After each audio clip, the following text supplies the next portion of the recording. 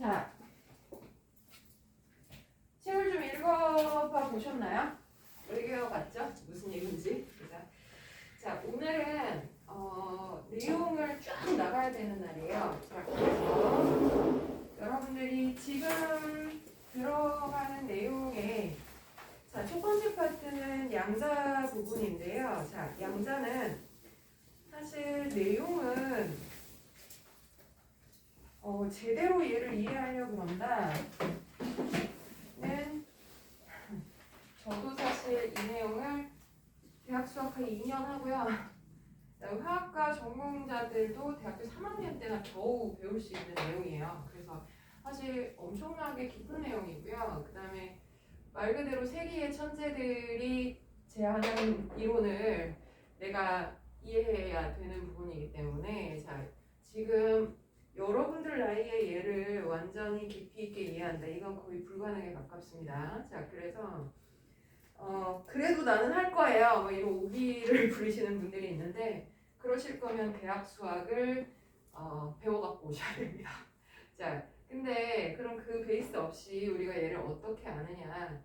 자, 말 그대로 좀 일종의 그 큰 틀 정도만 이해한다고 생각하시면 돼요. 자, 이게 뭐냐면 여러분들이 그 어떤 과학적인 지식을 배울 때요. 사실 과학은 대부분의 수학적인 부분이 완료된 상태에서 배워야 제대로 배울 수 있어요. 그러니까 실제로 수식을 굉장히 많이 사용하기 때문에 근데 여러분들이 수학이 다 완성되지 않은 상태에서 지금 화학을 이해해야 되니까 수식 빼고요. 결론만을 좀 얘기를 하는 거예요. 그렇다 보니까 자, 이게 뭐 1부터 10까지의 내용을 다 안다. 이렇게 접근하시려 그러면 이걸 아예 이해를 못 합니다. 자, 그래서 여러분들이 이제 초등학교 때 과학 배울 때 어떻게 배웠어요? 단어 위주로 배웠죠. 그죠?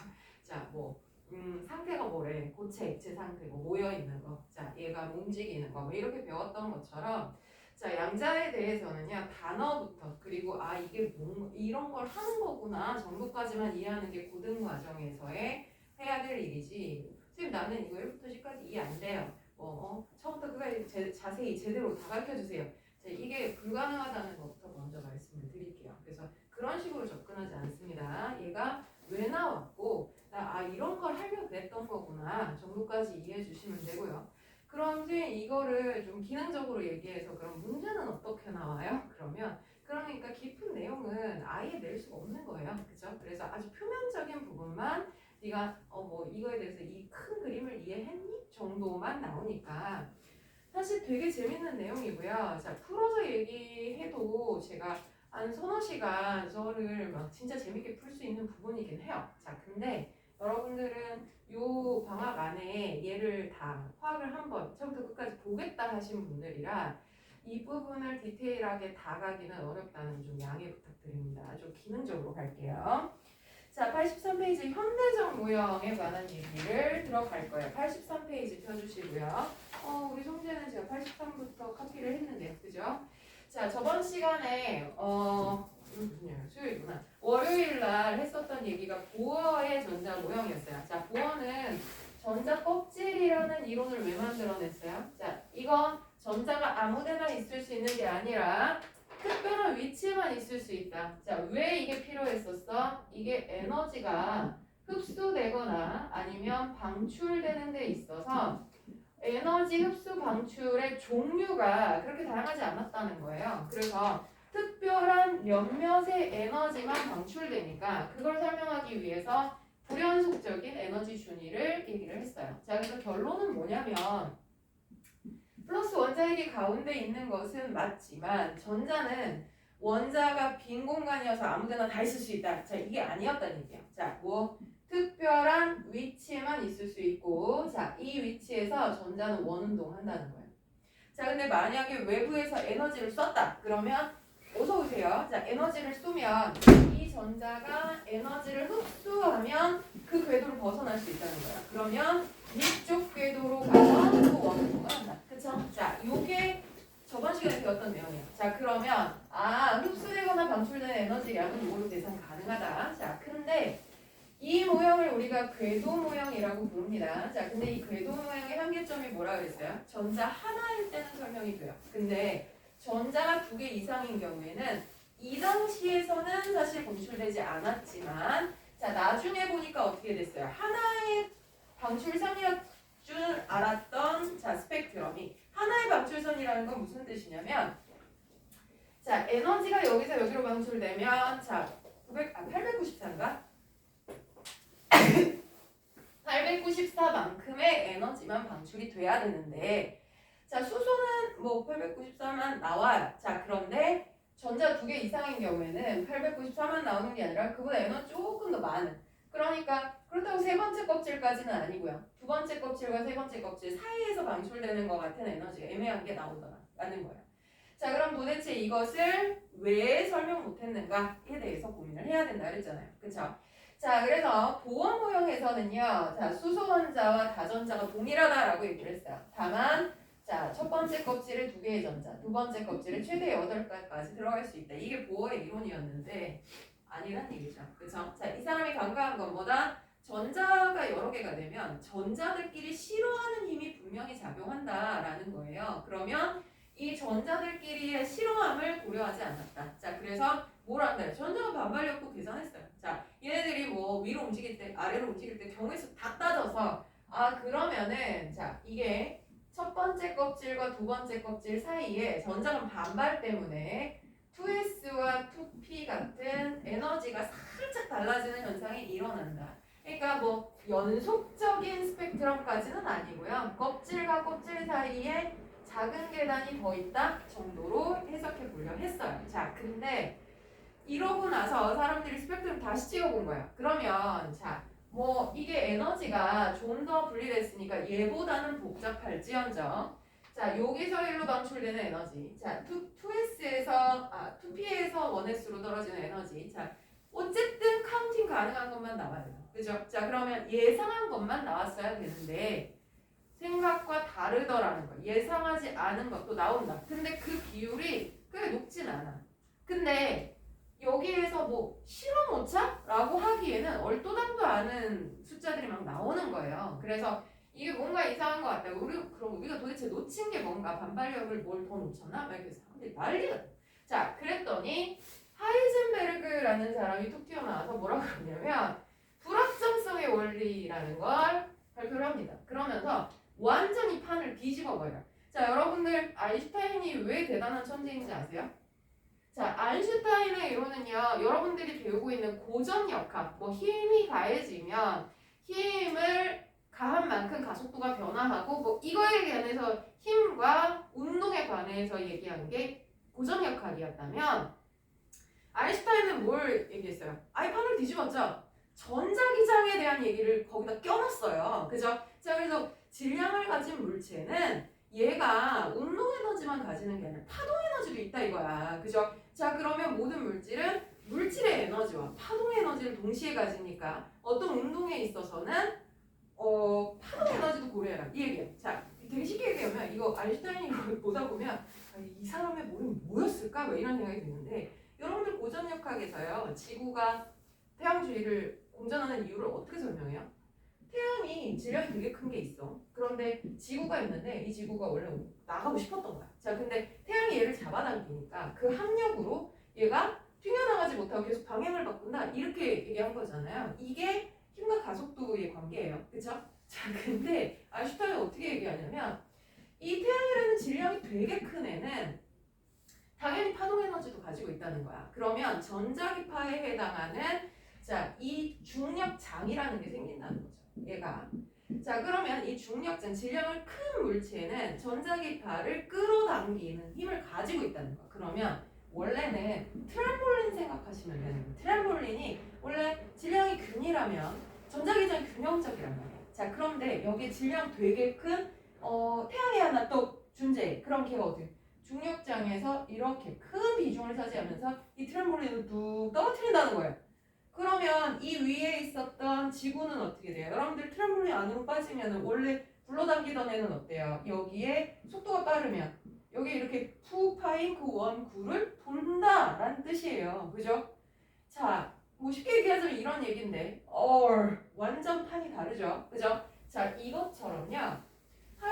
하이젠베르그는 사람들이 전자들의 반발, 자 제가 오른쪽 움직여 왼쪽 움직여 이것만을 고려할 때 야 이거 처음부터 아무리 잘못된 것 같은데? 라고 얘기를 해요. 자 무슨 얘기냐면 보어 이론은요. 보어의 궤도 모양은 자 플러스 원자 핵이 있고 전자는 그 주변을 원동한다 라고 생각하는 거예요. 에너지를 흡수하거나 방출하지 않으면 1번 위치 다음에 얘가 2번 위치잖아. 그러면 그 다음엔 어딨니? 여기 3번 위치.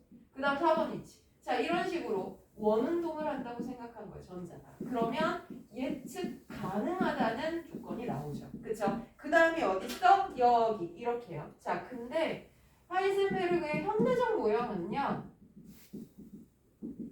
자 가장 기본적인 예를 부정해. 자 전자가 원운동한다는 근거는 없다. 이런 거예요. 왜? 플러스 원자 핵이 있고 전자가 있으면 얘가 끌어당기니까 지구처럼 이렇게 놓은 거 아니야? 라고 하기에는 전자의 질량이 얘에 비해 1840분의 1이야. 이거 질량 너무 작아. 그 얘기는 속도 겁나 빠르다는 거야.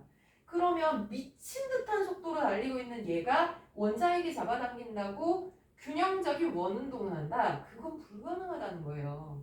그러니까 전자는 절대로 불규칙한 운동을 하는 거지. 저 원운동 따위 아니야. 인 거예요. 아무렇게나 움직여. 인 거죠. 자 그러면 얘는 예측할 수 있다. 불가능하다. 불가능하다라고 얘기를 하는 거예요. 어서 오세요. 자 이렇게 앉으실까요?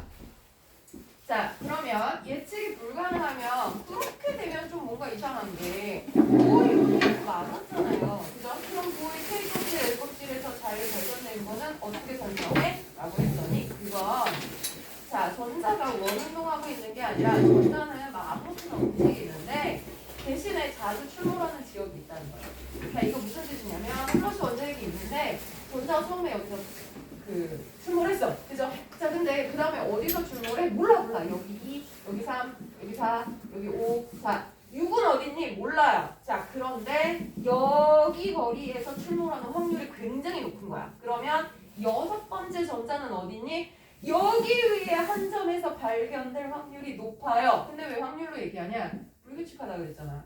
우리가 모든 걸 예상할 수는 없어. 왜? 제가 움직이는 건 예측 불가능한 거야. 다만 여기 있을 확률이 높아요. 얘기는 할 수 있다는 거예요. 그럼 이렇게 되면 뭐가 달라지냐면 얘 예측 가능하다 그랬으니까 아까 1000번에 한 번 틀려. 자 그거가 우리가 뭘 잘못 계산했구나. 이렇게 되는 거고요. 얘는 원래 불규칙한 애야. 자 오늘 얘는 완벽히 어디 있다 계산하는 것 자체가 불가능한 거다. 그러면 우리가 여기 자주 나오니까 여기 있으면 확률이 높다 얘기하는 거지 100%는 아니야 라는 얘기가 되니 1000번에 한 번 어긋나는 건 무엇 때문이다? 불규칙한 운동 때문이다. 그걸 우리가 잡을 수 있다 없다? 없다라고 얘기하는 거예요. 자 그래서 이것을 얘가 원운동하는 근거가 미약하다라고 얘기하는 이 얘기가 뭐냐면 전자는요 굉장히 빠르다. 끊임없이 움직인대. 그쵸? 자 그런데 전자가 어디 있니? 라고 위치를 얘기하는 건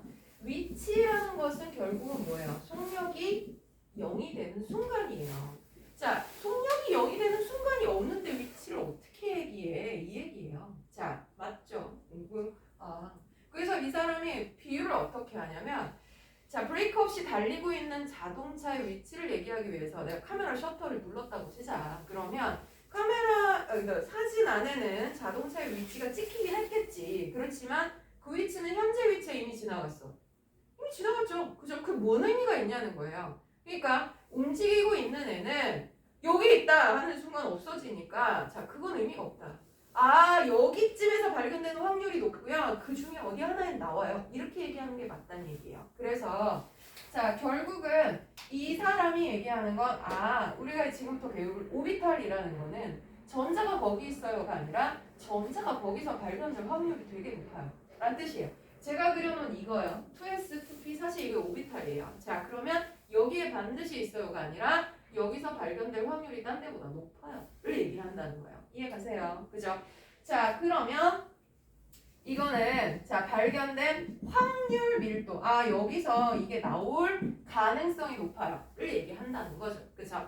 자 그래서 우리는 여기서 발견되는 확률이 높아요를 얘기할 텐데 자 그러면 발견되는 확률을 자 무식하게 플러스 원자 핵을 기준으로 자 내가 추적하면서 찾았다고 생각하자고요. 자 그럼 어떻게 해요?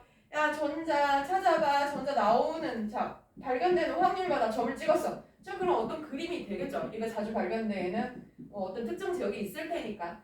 그러면은 이렇게 막 찍었을 때 이거 전자가 아니야. 전자가 발견되는 확률이야. 자, 그러면 굉장히 뭐 자주 출몰하는 지역이 있겠지만 불규칙한 운동하는 애니까 낮은 확률로 다른 데 찍히기도 하는 거예요. 그러면 이걸 그림을 그렸을 때 명확하게 여기까지일까요? 아니면 흩어져 있을까요? 흩어져 있어요. 그죠? 자, 이 부분을 전밀도 그림이라고 부르는데 전밀도 그림의 이 점은 전자가 발견되는 확률입니다. 자, 그러면 이 그림으로 그리는 것은 꽤 원론에 가깝기는 하지만 이렇게 그리면 그리기도 어렵고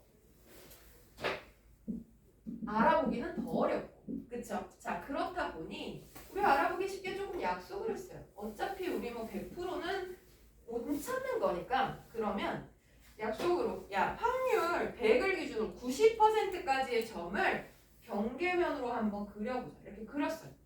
그리고 나서 이 안에 색칠을 하는 거야. 그럼 뭐라고 하냐면 이 안에서 전자가 발견될 확률이 90% 이상이고 밖은 절대 전자는 없어. 그건 아니고 자 전자가 발견될 확률이 10% 미만이야. 저긴 잘 발견 안 돼. 라는 뜻이에요. 그죠? 자 그럼 이렇게 그어보면 보어 이론에서 마치 껍질이 있는 것처럼 그랬던 것 같아 라고 납득 가능했던 것처럼 결국은 여기에 발견되는 확률이 높은 곳들이 보어가 얘기했던 전자 껍질과 근접한 지역인 것은 예상 가능하겠죠. 맞아요. 그죠? 자, 요래 될 거고 이걸 경계면법이라고 불러요. 그래서 이 그림 자체를 우리가 오비탈, 확률 밀도 함수라고 표현을 하는 겁니다. 자, 그래서 83페이지에 보시면 제일 위에 보어 모형과 현대적 모형의 차이점. 자, 두 개만 생각하시면 돼요. 보어, 원궤도 운동. 자, 현대적 모형에선 판 뒤집었어요. 불규칙한 운동이다. 그죠? 그러니까 확률로만 얘기할 거다. 그래서 오비탈이라는 것은 원자핵 주위에 전자 존재할 수 있는 공간을 확률 분포로 나타낸 것. 한마디로 야 이게 발견되는 애를 그림으로 영역 그려봐 이 얘기예요. 그죠? 자 그런데 실제 그림은 점밀도이겠지만 점 하나하나가 전자 발견되는 확률이라 그리기 어렵고 알아보기도 너무 어렵다. 자 그래서 알아보기 쉽게 그려놓은 게 경계면 그림이에요. 자 거기다가 줄 치세요. 90% 확률이 90%인 공간이 경계면. 아 그럼 그 안쪽이 발견될 확률이 90% 이상이라는 거구나. 자 그러면 이런 공간이 몇 개나 어떤 모양으로 생겨요?는 수학적으로 계산했을 거예요. 그쵸? 아까 얘기했던 전자들의 반발 요건, 원자핵과의 인력 뭐 이런 것들을 수학적으로 계산을 할 거고 자 그 다음에 전자의 운동, 세 가지 운동 제자리 떨어요. 회전해요. 그 다음 직선 운동해요. 이런 모든 애들을 경혈수를 따진 거예요. 그죠? 그래서 얘가 움직일 때마다 생기는 자기장의 영역, 그 자기장이 서로 밀어내는 거, 당기는 거, 뭐 이걸 계산해야 되니까 결국은 사인 함수와 코사인 함수의 적분이 필요한 거죠. 미적 아직 안 배웠는데요. 자, 고등과정에서 삼각함수 미적 안 배워요. 자, 그러면 내가 못하겠구나 이 영역이야. 그래서 자, 여러분들 그 함수를 도식하는 데 있어서는요 두 가지 방법이 있어요. 자, 이게 어떤 모양으로 어떻게 움직일까요? 하는 데 있어서 자, 여러분들한테요. 자, y는 2x 플러스 1이라는 함수가 있어요. 자, 얘가 나타내는 점들의 페어. 자, 좌표를 그려보세요. 이러면 두 가지 방법이 가능합니다. 여러분들이 이 함수 값을 푸는 방법. 자, x가 0일 때 y는 얼마야? 1.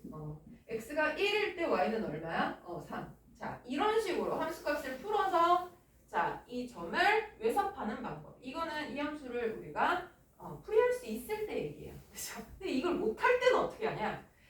자, y는 ax 플러스 b를 그려보세요. a는 양수예요. b도 양수예요. 그러면 숫자도 없는 미지의 글자를 써놨지만 대강의 모양을 우리 얘기할 수 있어요. 왜? y는 ax 플러스 b라는 1차 함수는 직선이야. 그리고 여기는 기울기니까 기울기가 양수야? 이쪽으로 생긴 거구나. 그쵸? 자, 그 다음에 b도 양수야. b는 y절편이야. 그래서 x가 0일 때의 값인데 이게 양수 뭐 어딘가 쯤에 있겠지. 자, 그럼 이렇게 생긴 거야. 대충.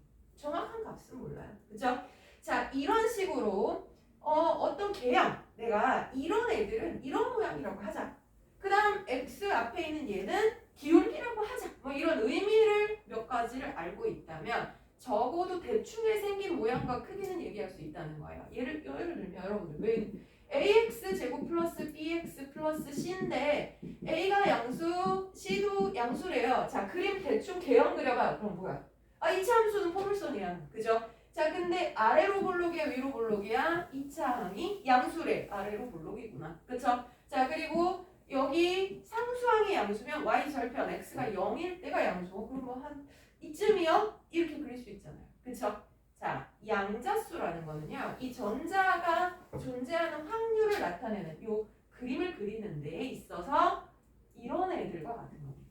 의미를 가지는 문자나 숫자. 그래서 저 그림이 크기가 얼마고 생긴 게 어떤 모양이고 그 다음에 뭐 방향이 어느 쪽이고 이것을 나타내는 상징이라고 생각하시면 돼요. 자, 그래서 양자라는 것은 크게 네 가지로 표현이 됩니다. 자, 양자수는요.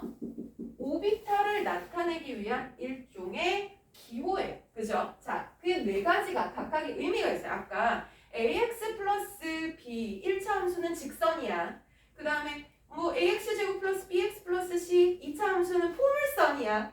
왜 그런지 나중에 배워. 자, 대학교 2학년 때 배울 거야. 자, 그러면 선생님 저 화학 전공 안 할 건데요. 그럼 영원히 내가 모를 수도 있어. 자, 근데 어쨌거나 그렇게 뭐 그런 개형이면은 직선이야, 포물선이야 했던 것처럼 어떤 의미를 나타내는 상징성이라고 생각해 주시면 된다는 거야. 그러면 첫 번째는요, 주 양자수라고 부릅니다. 뭐 principal quantum number라고 하는데, 자, 뭐 관심 있으신 분들은 불확정성의 원리 읽으시면 나와요. 자, 그럼 주 양자수는요, 기호로는 n으로 표현해요. 자, n은요, 1, 2, 3 해서 자연수예요. 얼마까지를 가지냐? 7까지를 가집니다. 자, 이것의 의미는 뭐냐면 오비탈의 뭐야? 전자가 있을 수 있는 영역의 크기를 결정합니다.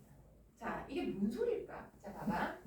원자핵에서요, 오비탈의 의미는 뭐야? 전자가 여기서 발견될 확률이 높아요. 이 얘기죠. 자, 근데 보어에서 우리 안 게 있어요. 특정 거리에서 전자 있을 수 있어. K 껍질에서 균형을 이루면서 여기서 잘 존재할 수 있잖아요. 그죠? K 껍질도 있지만 에너지를 흡수하는 어디도 갈 수 있어요. L 껍질, M 껍질 더 멀리도 갈 수 있단 말이야. 그죠? 그 거리가 N으로 표현되는 거야. 오비탈에서는. N이 1이다. 그러면 그냥 단순하게 그냥 모식적으로 원점에서부터 거리가 1인데에서 요만큼의 전자 발견의 확률이 굉장히 높은 곳이 있구나. 뭐야? K 껍질이지. 자, 두 번째에서 전자 발견될 확률이 되게 높구나. 그러면 L 껍질이겠네. 그럼 생각해봐요. K 껍질과 L 껍질 사이에선 전자 발견 확률이 높아요, 낮아요? 그게 높았다면 연속 스펙트럼이 나오는 거예요. 왜냐면 여기도 있고 여기도 있고 여기도 있으면 여기서 여기 가는 거, 여기서 여기 가는 거 에너지 방출량 겁나 많겠죠? 자, 근데 그게 아니었잖아. 띄엄띄엄 나왔잖아. 미세하게 달라도 어쨌거나 이 파장과 파장 사이에 분명히 긴 공간이 있었단 말이야. 자, 여기는 전자 잘 방출 안 돼. 라는 뜻이 있는 거니까 껍질과 껍질 사이에 내지는 자, 주양자와 주황자 사이에는 전자 발견 확률이 굉장히 작구나가 되는 거야. 자, 그래서 이 오비탈을 표현할 때 자, 보통 앞에다가 숫자를 씁니다. 1s, 2s. 자, 앞에 쓰는 이 숫자가 주양자 수야. 그래서 원점에서부터 거리를 의미하는 거구나 이렇게 생각하면 돼요. 그러면 1s는 반지름이 1이네고 자, 2s 뭔지 몰라도 반지름이 2이네다. 자, 그러면 여기에서 머리를 한번 써볼까요? 자, 우리 오비탈이라는 게요. 전자가 존재하는 확률이라고 했어요. 그러면 이 안쪽에 점 하나가 전자 확률 1이라면 여기 안에 얼마가 들어가야 돼? 90이 들어가야 돼. 90% 경계면이라고 그랬잖아. 그러면 이거 똑같이 90개 찍었을 때 얘랑 얘 중에요. 전자가 발견되는 확률의 밀도가 높은 게 뭐예요? 점이 몰려있는. 얘가 더 몰려있어요? 얘가 몰려있어요? 얘요. 그죠? 자, 그러면 아무 조건 없이 전자가 딱 한 개인데 1S에 있을 확률이 높겠니? 2S에 있을 확률이 높겠니? 전자 발견되는 밀도가 뭉쳐져 있는 데가 훨씬 발견 확률이 높겠지. 그럼 다른 조건 없이 여기서 발견될 확률이 높은 거예요. 그죠? 그게 뭐야? 전자가 에너지 바닥일 때. 근데 전자한테 에너지를 썼어. 그러면 자, 전자의 운동이 겁나 활발해져요. 그럼 어떻게 돼요? 그 공간에 옹기종기 모여있어요? 더 움직여요? 더 움직이죠? 그죠? 그럼 에너지가 증가했어. 그럼 여기 있을 확률이 높니? 여기 있을 확률이 높니? 여기. 그게 들뜬 상태의 정체라는 거예요. 이해 가시겠죠? 그죠? 자, 그래서 주양자 오비탈의 크기 또는 반지름을 의미한다. 자, 그런데 두 번째 양자는 뭐냐? 자, 방위 양자수라고 불리는데요. L입니다. 자, L은요. 0, 1 해서 n-1까지의 값을 가져요. 오비탈의 모양을 결정하는데 잘 보시면 주양자 n이 관여한다는 거예요. 자, 그러면 n이 1일 때는요. L 값은 얼마만 가져요? 0 하나만 가집니다. 자, 이거 뭐라 부르냐면 S오비탈 이렇게 부릅니다. 자, 이거 생긴 모양은요. 어떤 형태냐? 자, 제가 S 그려놓고 뭘 그렸어요? 무형을 그렸었죠. 그쵸? 자, 아까 제가 얼핏 그린 거 기억하시는 분들 있는지 모르겠는데 첫 번째 껍질에는 1S 하나만 그렸습니다. 자, 근데 여기 2S, 2P 두 종류를 그려요. 세 번째 껍질에는 3S, 3P, 3D 세 종류나 됩니다. 자, 그럼 이게 뭔 소리일까? 자, 보자고. 자, 우리는 다전자의 전자 배치, 전자 발견되는 확률에 대해서 얘기를 할 거예요. 근데 이때 중요한 건 전자가 에너지가 최하인 상태에서 얘기할 거야. 최대한 전자는 이제 그나마 제일 천천히 움직이고 있는 중. 자, 그러면 플러스 원자 핵에서요. 자, 특정 거리 1s라는 이 공간에서 전자 발견 확률이 높아요. 자, 근데 전자 얼마까지 얘가 발견될 수 있느냐? 저번 시간에 잠깐 얘기 드렸듯이 전자 서로 싫어해. 원래 싫어하는 애들이야. 자, 근데 여기 첫 번째 전자는요. 당연히 여기 어디서 여기서 움직이고 있을 거야. 자, 근데 두 번째 전자는요. 얘하고 별로 사이 안 좋지만 뭐라 그랬어요? 서로 반대 방향 회전을 하면 그래도 그냥 어찌 버티긴 한다 그랬잖아. 그러면 두 번째 전자는요. 얘하고 최대한 멀리 떨어지고요. 방향을 반대 방향 회전을 해가면서 균형을 유지하면서 1s 공간에서 어쨌든 존재하게 될 거예요. 그쵸? 자, 그런데 세 번째 전자는요. 자, 여기 가까이 여기가 변자 발견 확률이 높은 곳이야. 말 그대로 전자로서는 있을 수 있는 쾌적한 곳이란 얘기야. 그쵸? 여기 있고 싶은데 쪼자 여기 갈라니까 어떻게 여기는 전자들이 싫어해. 밀어내죠. 그죠? 이게 어떻게 튕겨나가요. 그래서 어디까지가? 그들의 반발이 무마될 때까지 가요. 거기가 어디야? 두 번째 껍질. 그죠? 그럼 두 번째 껍질은 어딘가에 들어가겠죠. 자, 네 번째 전자는 어떻게 돼요? 얘랑 균형을 이루겠죠. 어쨌거나 제가 싫어하지만 반대 방향 회전을 하면서 자, 그러면 다섯 번째 전자가 이 근처에 가면 당연히 반발력을 받습니다. 자, 그러나 첫 번째 껍질에 있는 전자들의 반발과는 조금 얘기가 달라져요. 왜냐하면 이 전자들은 사실 여기 가만히 있는 게 아니라 여기 계속 움직이고 있으니까 이 공간 전체에서 다른 전자의 접근이 택도 없어요. 왜? 계속 움직여. 야, 나가. 할 수 있단 말이야. 자, 근데 얘는요, 이 공간이 되게 크니까요. 얘가 아무리 빨리 움직여도 자, 순간 접근하는데 이만큼의 공간은 얘가 방어를 한다 그래도 이 공간은 어때요? 방어가 안 돼. 그죠?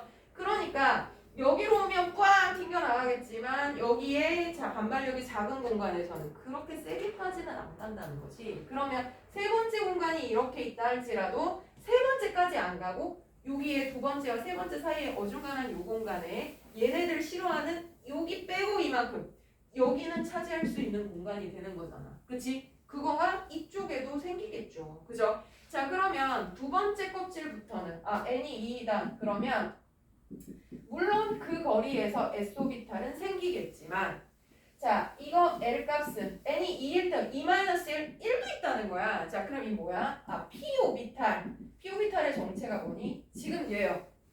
여기 앞에 있는 전자가 차지한 공간에서 반발력 뺀 빈틈. 그걸 그려봤더니 원래는 이만큼 360도 공간인데 얘 때문에 여긴 못 가. 싫어하는 애가 있어. 걔 버려. 그럼 요만큼은 내가 왔다 갔다 움직일 수 있는 공간에 빈틈이 생기네가 되는 거예요. 자, 그러면 이 공간이 수학적으로 계산을 해봤더니 무슨 모양으로 생기더라? R형 모양으로 생기더라 라는 거예요. 선생님 왜 R형이야? 그게 계산이 안 되는 거야 당신들이. 전자는 반발을 고려해서 쟤 빼고 얘 빼고 했더니 남은 게 그 공간이래가 된 거예요. 자, 그러면 n = 3일 때는요. L 값 0, 1, E까지 S오비탈, P오비탈, D오비탈까지 생겨요. 자, 보이세요? 1s 하나였어요. 자, 두 번째 2s, 2p 두 종류. 세 번째는 3s, 3p, 3d 세 종류나 생겨요. 그죠? 왜? 공간이 커졌잖아.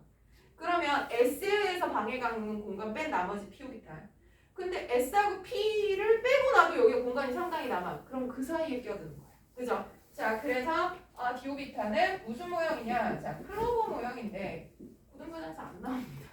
자, 그래서 얘는 S오비탈과 P오비탈 사이에, 그죠? 자, 날씬하게 슉 끼어들어간다. 이렇게 생각하시면 돼요.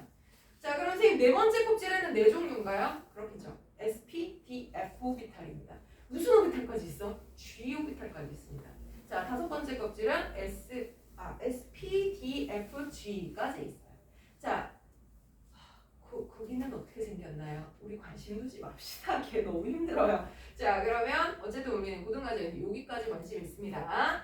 자, 그러면 세 번째 항자는요, 자기항자수라고 불려요. 자, 자기항자수는요, 선생님, 마그네틱, 자, 자석 얘기하는 거야? 맞아. 자, 마그네틱 퀀텀 넘버는요, 마이너스 L에서요, 0 플러스 L로 표현이 되는데, 자, 오비탈의 방향을 의미합니다. 자, 방향이라는 게 조금 어려운데요. 자, 만약에 어차피 이거는 자기항자수는요. 자, 방위항자. 이게 무슨 모양이냐? 에 영향을 받습니다. 자, 그러면 S오비탈은요. 그게 뭐 1S건 2S건 간에 S이기만 하면 L 값은 0이잖아. 그럼 ML 값은 여기다 0 하나야. 그죠? 자, 이것은 한 방향임을 의미하고요. 자, P오비탈은요. L 값이 1이야. 그럼 어떻게 ML 값은 넣어봐. 마이너스 1, 0, 플러스 1. 선생님 무슨 뜻이야? 몰라도 돼. 세 방향에다가 중요한 거야. 숫자가 3개 나왔구나. 그쵸?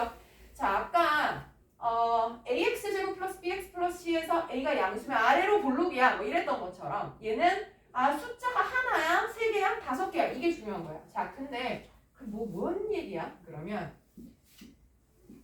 자, 우리가 2s 오비탈은 구형이라고 그랬어요. 2p 오비탈은 어떻게 생겼다 그랬죠? 여기에 이렇게 아령 모양으로 생겼어요. 그죠? 2p 오비탈. 자, 그러면 방향성이라는 게 무슨 뜻이냐면 이게 전자가 존재하는 확률이잖아요. 그러면 2s의 경우에는 만약에 반지름이 2인 구라고 생각해 볼게요. 자, 그러면 이 2s에서 전자가 원자에게서 거리가 1일 때 발견되는 확률이 얼마예요? 그러면 이게 원점이 여기고요. 이쪽으로 1이든 이쪽으로 1이든 여기로 1이든 XY 평면으로 1이든 YZ 평면으로 1이든 어쨌든 여기 색칠된 부분에 들어와요. 그쵸? 그러니까 어떤 방향이든 간에 확률이 똑같이 90% 이상이에요 라는 대답을 할 수 있어요. 맞죠? 이거 전자 발견 확률 90%를 얘기하는 거잖아. 그럼 이 안에 여기 전체가 90% 이상인 거니까 뭐 물론 여기가 거리가 다 거리 달라도 다 똑같아. 그건 아니고 거리 1일 때 뭐 확률이 여기가 확률이 뭐 2분의 1이었다. 그러면 이쪽 방향으로 2분의 1이든 앞에 방향으로 2분의 1이든 뒤에 방향으로 2분의 1이든 거리만 같으면 이거는 뭐 방향은 상관이 없는 거예요. 구라는 건 다 똑같은 조건을 얘기하는 거니까. 자, 근데 얘는요. 뭐 반지름 EP가 반지름이 2.5 정도 되는 아령이다 라고 하면 자, 원점으로부터 거리가 1일 때 전자 발견 확률이 얼마예요? 라고 했을 때 자, 이렇게 생긴 표비탈이요. 이게 X축, Y축이라고 할게요. Y축 쪽으로 거리 1일 때 확률과 X축 쪽으로 거리 1일 때 확률이 같아야 달라요. 그냥 봐도 여기 색칠된 부분이고요. 여기 색칠 없는 부분이에요. 여기 10% 미만이거든. 그지? 자, 그럼 같아 달라? 달라. 그럼 우리 무슨 질문을 해야 돼? 어느 방향이요? 라는 질문을 해야 되는 거예요. X방향이야? Y방향이야? Z방향이야? 자, 이 경우의 수를 다 고려를 해야 되는 거죠. 그지? 그게 방향의 의미예요. 그래서 S오비탈은요. 이쪽 방향, 이쪽 방향, 이쪽 방향 똑같으니까 방향성 고려 안 해도 돼요. 전자 어느 방향으로 움직이고 있는지 우린 몰라도 돼. 그게 한 방향이다. 방향성이 없다. 이렇게 얘기를 해요. 그런데 P오비탈의 경우에는 자, 아령 모양으로 생겼기 때문에 전자 발견 확률에 있어서 거리만 중요한 게 아니라 방향도 중요해요. Z 방향인 건지 X 방향인 건지 아니면 y 방향인 건지. 자, 몇 방향의 고려가 필요하다? 세 방향의 고려가 필요하다. 한마디로 거기에 있을 확률이 존재해요. 인 거예요. 그래서 제가 그릴 때 2s 오비탈 얘기했고 2p 오비탈은 세 방향이나 그려놨어요. 그죠? 이게 그 의미입니다. 근데 어제 아까 그림하고는 제가 조금 연동이 안 되는데요. 그럼 봐봐. 아까 이걸 2s라고 해볼게요. 2s에 여기 전자들이 이렇게 있죠. 자, 이 상태에서 자, 스톱! 잠시 멈춤! 해놓고 야, 여기 빈틈이 어딨니? 그럼 여기죠. 그죠?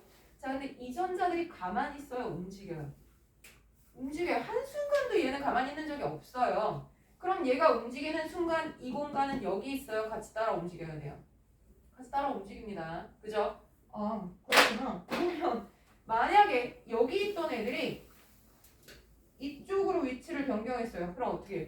제 피해서 이쪽 공간으로 가야 되는구나. 에요. 그죠? 자, 그러면 또 위치 변경해서 이쪽 공간도 가능하겠죠. 그지? 그러면 결국은 빈틈이 몇 개나 생긴다? 세 가지가 생긴다. 얘가 움직이면서. 아, 이쪽으로 움직일 때, 저쪽으로 움직일 때, 자, 시시각각으로 그 빈틈이 달라진다는 거죠. 그 경우의 수를 다 계산해 봤더니 세 방향이 나오더라. 라는 거예요.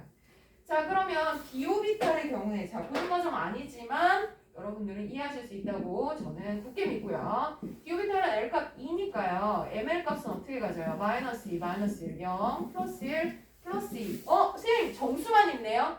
그래서 양자라고 얘기하는 거예요. 양자 역학이라는 말은 카운팅 가능하다라는 뜻이에요. 자, 어디서부터 이 얘기가 나온 거야? 보어서부터 방출되는 에너지가 특별하기 때문에 우리가 무한히 많이 방출되는 게 아니라서 이런 거 나와라는 말을 할 수 있어요. 라는 뜻이에요. 그죠? 자, 그러면 쟤도 마찬가지야. 전자 존재 확률이 높은 곳이 어디야? 그랬을 때 1s에 한 칸, 2s에 한 칸, 2p 오비탈에 3칸, 그 다음에 뭐 세 번째 껍질은 뭐 5칸 이런 식으로 우리가 카운팅 가능해 라는 뜻이에요. 아, 물론 일부의 그 저기는 불확실성, 그죠? 100%는 아니야. 하지만 확률 높은 곳은 카운팅 돼. 이게 양자예요. 그래서 이런 양자수라는 것들은 다 점수되어 있다는 게 눈에 들어오시면 돼요. 아, 카운팅 되는 거구나. 자, 그럼 네 번째 양자는요. 회전 양자수 또는 스핀 양자수라고 부릅니다. 자, MS로 표현이 되고요. 이거는 플러스 마이너스 2분의 1이에요. 다른 양자와는 다르게 그냥 정수값입니다. 그러니까 다른 뭐 주양자의 영향을 받는 것도 아니고 방향도 상관없고 쟤들은 그냥 독립적인 값이에요. 플러스 2분의 1 또는 마이너스 2분의 1. 이거는 전자의 회전 방향을 의미한다 라는 거예요. 자, 플러스와 마이너스가 의미가 있는 건 아니고요. 2분의 1은 또 뭐예요? 상관없고요. 그냥 플러스 2분의 1의 회전 방향과 마이너스 2분의 1의 회전 방향이 동일하다. 그럼 여러분들이 예상 가능한 게 있어요. 선생님, 이게 2S에 있는 전자 두 놈이라고 칠게. 그러면 얘가 뭐 정체는 모르지만 얘가 플러스 2분의 1의 회전 양자를 가진다면 이 집에 같이 살고 있는 이 공간을 같이 공유하는 얘는 반드시 마이너스 2분의 1의 스핀 양자수를 가져야 여기 살겠네요? 인 거야. 예스예요. 왜냐하면 이거 플러스 2분의 1, 이거 플러스 2분의 1, 그 무슨 의미야? 같은 방향 회전한다는 거야. 그럼 전자들이 원래 싫어했는데 하는 집도 싫어. 그럼 그 집에 같이 못 살아요. 그러니까 한 오비탈 내에 공존하는 전자는 서로 반대 방향 회전을 하는 거구나를 나타내는 것을 스핀 양자수 이렇게 얘기하는 겁니다. 자, 그러면 이 양자를 어디다 쓸 거야? 좋아. 이거 그림을 그렸어. 여기 있을 확률이 높아. 자, 근데 이거 어디다 써? 그러면 제가 이렇게 물어보는 거예요. 야, 탄소 원자의 5번째 전자가 어느 위치에서 발견될 확률이 높은지 좌표를 찍어봐. 이러면 자, 우리 지금 배운 대로 첫 번째 껍질은 1s 오비탈이라는 게 있어요. 두 번째 껍질은 2s 2p 오비탈이 존재할 거야. 그지? 자, 그러면 전자가 몇 개 있어요? 탄소는 6개 있어요. 6개가 바닥 상태에서, 바닥이면 뭐야? 에너지가 최하인 상태. 그죠? 그러면 전자는 어디부터 채워줘야 되겠어? 바닥인데 밑에서부터 채워야지. 자, 그러면 하나씩 전자 최대 몇 개까지 들어가요? 전자는 무조건 2개밖에 안 돼요. 그죠? 한 오비탈에 2개 이상은 못 들어가. 되게 추워 보여서 제가 잠깐 켤게요.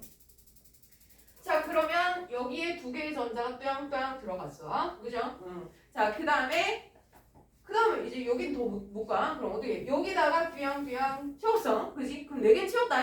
자, 그러면 5번째 전자는 어디에 들어갈까? 여기 중에 하나에 들어가겠네. 여기. 그죠? 자, 맞아요. 그러면 5번째 전자 어디 있니? 2p 오비탈이 있겠네. 인 거예요. 자, 저 위치를 나타낼 때 2p에 뭐 3개 방향 중에 어디에 있고 이걸 나타낼 때 양자 조합으로 나타내는 거예요. 자, 어떻게? 자, 제요. 2p에 있어요. 이 표현은 주양자 얼마? 2. 방해양자 얼마? p 오비탈이잖아. 1. 그죠? 뒤에 안 보이세요?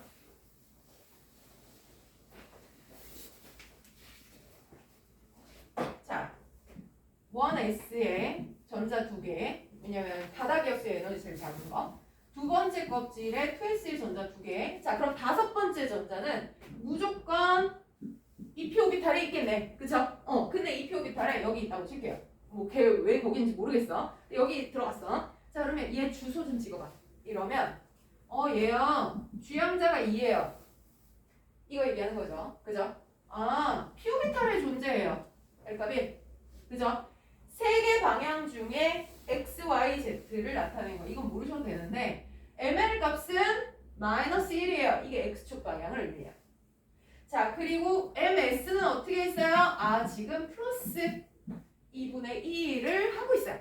그럼 뭐 어느 방향에다 일단 돌고 있어요. 인 거예요. 그러면 이 상태에서 얘가요. 이 집에 짝꿍 전자가 들어오려면 양자수 조합이 어떻게 해야 됩니까? 그러면 같은 오비탈의 전자 하나 더 들어갈 수 있죠. 그죠?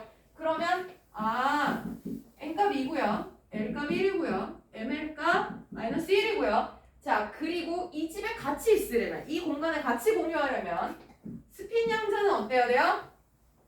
-2분의 1이어야 돼요. 그죠? 얘가 이 집에 같이 살 수 있는 조건이에요. 이 얘기죠. 그죠? 자, 이게 양자수의 의미예요. 야, 전자 어딨어? 라고 했을 때 좌표예요. 일종의 주소죠. 그죠? 너 어디 살아? 그러면 저요, 고양시 무슨 동, 그죠? 무슨 아파트 몇 호에 살아요. 몇 동, 몇 호에 살아요. 이거잖아요. 그죠? 자, 이 얘기를 주소라고 생각하시면 된다. 거기 있을 확률이 높아요. 라고 얘기한다. 물론 반드시 거기 있어요? 그건 아니에요. 그죠? 자, 그래서 83페이지에 보면 주양자부터 나옵니다. 자, 주양자, 오비탈의 에너지, 지금 크기라 그랬는데 왜 에너지지? 자, 아까 우리 보호부터 얘기했었던 거. 자, 이거죠. 멀어지면 어떻게 돼? 멀어진다? 위치 에너지가 커지는 거예요. 그죠? 그러니까 에너지가 높아진다. 예스. 자, 양자수는요, 주양자는 자연수가 1, 2, 3, 4. 선생님, 이거 어디까지 할 수 있어요? 지금 7까지 나왔어요. 7주기. 그죠? 원자는 발견 중이라서. 방해양자수 L 값입니다. 0에서부터 n-1까지를 가지고 오비탈의 모양을 결정하는 인자. 선생님, 이거 외워야 되나요? 그쵸? 이거 풀 수 있으면 안 외워도 되는데 못 풀면 외워야지. 이차 함수는 포물선이야. 외웠잖아. 그죠? 자, 이것처럼 L 값이 0이면 S고 그게 구형이야 라는 것을 알고, 근데 걔가 왜 구형이야 를 증명하기 위해선 수학적인 함수가 필요해요. 그거는 나중에 하자. 그죠? 자, 그러면 그 나중에가 너무 나중에라서 문제야. 자, 그 다음 84페이지 넘어가시면, 자, S오비탈과 P오비탈의 크기 특징. 그래서 첫 번째 그림 봐봐.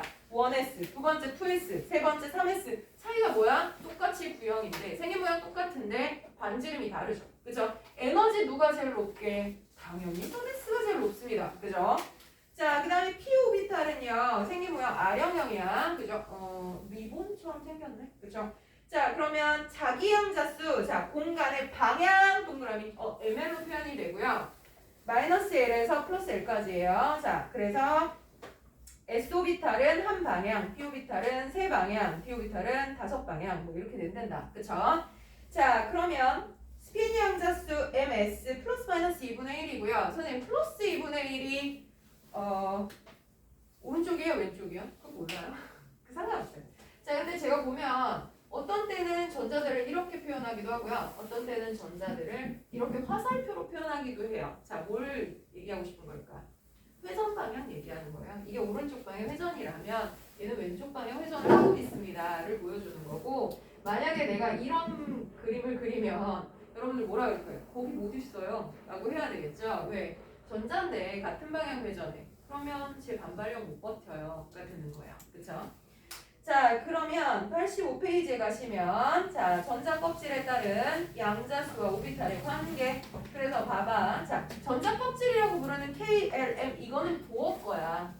보어의 껍질을 K라고 한다면, 양자로 표현하면 뭐야? N은 1. 그쵸? 자, 그 다음에 첫 번째 껍질에는 1s-orbital 한 종류만 존재해요. 그쵸? 자, 두 번째 껍질인 L을 봐봐. 주양자 2일 때는 방해양자가 0, 1 두 종류라서 오비탈이 2s, 2p 두 종류가 있네. 그치? 세 번째 껍질 M 껍질이야. 자, N은 3. 자, 방해양자는 0, 1, 2까지 있어요. 그래서 s 오비탈, p 오비탈, d 오비탈까지 있어가 되는 거예요. 그치? 아하. 자, 그러면 이렇게 해서 자, 오비탈의 종류는 주양자랑 같아요. 주양자가 1이다. 한 종류. 주양자가 2이다. 두 종류. 이렇게 되는데. 자, 그럼 오비탈의 숫자는 몇 개야? 그럼 숫자는 이 칸수 얘기하는 거예요. 방향까지 다 고려해서. 그러면 첫 번째 주양자에는 오비탈 숫자 1개. 맞지? 자, 두 번째 껍질에는요. 오비탈의 종류는 2s, 2p 두 종류지만 오비탈의 숫자는 s-오비탈 1개, p-오비탈 x방향, y방향, z방향 다 합하면 4개. 그쵸? 자, 그러면 세 번째 껍질은 s-오비탈 하나, p-오비탈 3개, d-오비탈 5개. 9개네. 1, 4, 9. 그 다음 네 번째 껍질은 뭐게? 1, 4, 9. 아이씨, 제곱수잖아. 그렇죠? 자, 1, 4, 9, 16이겠지가 되는 거예요. 그렇죠? 자, 오비탈의 숫자는 n제곱. 선생님, 이게 무슨 공식이 있어요? 아니, 이거 밝혀놓고 나니까 그렇더라는 거야. 오, 그래서요, 이 과학을 많이 배우다 보면요. 자, 여러분 종교 있으십니까? 종교 있으십니까? 네. 종교 없다. 자, 그럼 여러분들이 생각하기에 자연과학을 연구하는 사람들은요, 신앙이 있는 사람이 많을까, 없는 사람이 많을까요? 있는 사람이 많을 것 같아요. 없는 사람이 많을 것 같아요. 그치? 자, 우리가 생각하면 자연과학 연구하는 사람들은 자연의 이치를 막 따져서 수학적으로 돌아가는 게 있으니까 뭐 조물주가 존재하고 뭐 신이 있고 이거를 안 믿을 것 같잖아요. 훨씬 더 많아요. 신앙자들이. 왜 그러냐면 이렇게 밝히다 보면 이걸 우연의 일치로 얘가 돌아갔다고 치기에는 너무 정교한 거야. 그러니까 이거는 누군가가 설계했다고 봐야지 납득이 가능하다. 뭐 이런 마음이 들어요. 진짜 가다 보면 이거 누가 만든 거야? 이런 생각이 들어요. 자, 저 DNA 구조를 처음 저 대학 때 이제 뭐 개론 프로젝트 그래서 여러분들이 지금 너무나 잘 알고 있는 유전자 조합에 관한 거를 처음에 배웠을 때 완전 충격받았어요. 우리의 몸이 이런 함수로 돼 있다고? 막 이러면서 이게 도대체 누가 만든 거야? 밝혀낸 놈도 웃기지만 태초에 이걸 누가 만든 거야? 와, 진짜 너무나 완벽하다. 자, 우리 다음 단원에서 배울 화학결합을 보다 보면 우리가 왜 대칭형의 것들을 보면서 안정감을 느끼는지에 대해서 이해하게 돼요. 우리가 살고 있는 이 세상은요, 상당히 많은 물질들이 대칭형의 물질로 되어 있어요. 근데 왜 그런 대칭형이 만들어졌을까를 생각하면 되게 놀라워요. 곰곰이 생각하다 보면 아니 그러면 이게 처음에 세상이 시작됐을 때 도대체 어떤 원리로 이게 이렇게 만들어졌지? 막 생각하면 되게 무서워져요.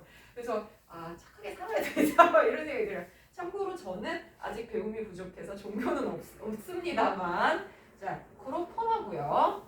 자 그럼 어쨌거나 갑시다. 그래서 이게 해놓고 나니까 이런 함수가 성립하더라. 그렇구나. 자 그러면 오비탈의 에너지 준위. 자 그러면은 이렇게 해서 오비탈이 발견된 확률이 이래 한 건 알겠어. 자 근데요.